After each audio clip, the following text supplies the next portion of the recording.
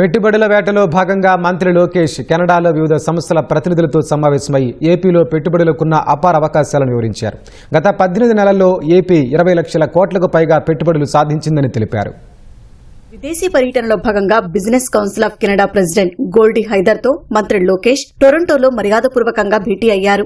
ఏపీలో పారిశ్రామిక పెట్టుబడులకు సహకారం అందించాలని విజ్ఞప్తి చేశారు. గూగుల్, ఆర్సిలార్ మిట్టల్, రిలయన్స్ వంటి గ్లోబల్ సంస్థలు ఇప్పటికే భారీ పెట్టుబడులతో ముందుకు వచ్చాయన్నారు. టీసీఎస్, కాగ్నిజెంట్ వంటి ఐటీ కంపెనీలు, డేటా సెంటర్ల రాకతో విశాఖ విశ్వనగరంగా అభివృద్ది చెందుతోందని, పెట్టుబడులకు ఇదే సరైన సమయమన్నారు. ఏపీలో పెట్టుబడులకు కెనడియన్ పెట్టుబడిదారులను ప్రోత్సహించాలని లోకేష్ కోరారు. ఏపీలో కెనడియన్ సంస్థల పెట్టుబడులకు తమ వంతు సహకారం అందిస్తామని గోల్డీ హైదర్ చెప్పారు. Canada pension plan investment board global public affairs team member Tim Downing తో లోకేష్ భేటీ అయ్యారు.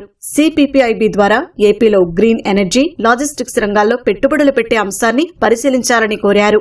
ఏపీలో పెట్టుబడులు పెట్టేందుకు మెక్స్ వంటి అంతర్జాతీయ సంస్థలు ముందుకు వచ్చాయని చెప్పారు. టోల్ రోడ్లు, రవాణా మౌలిక సదుపాయాల్లో పెట్టుబడులు పెట్టాలని లోకేష్ కోరారు. అమరావతిలో పెట్టుబడులు పెట్టాలని ఆహ్వానించారు. ఏపీ ప్రభుత్వం సంస్థాగత పెట్టుబడులను ఆకర్షించడానికి మాస్టర్ ఫండ్లను ఏర్పాటు చేసిందని వివరించారు. సిపిపిఐబి ఈ ఫండ్ లో ముఖ్య యాంకర్ ఇన్వెస్టర్ గా మారాలని లేదా రాష్ట్రానికి అవసరమైన దీర్ఘకాల మూలధనం అందించాలని విజ్ఞప్తి చేశారు. ఏపీ ప్రభుత్వ ప్రతిపాదనలను పరిశీలిస్తామని టిమ్ డౌనింగ్ తెలిపారు.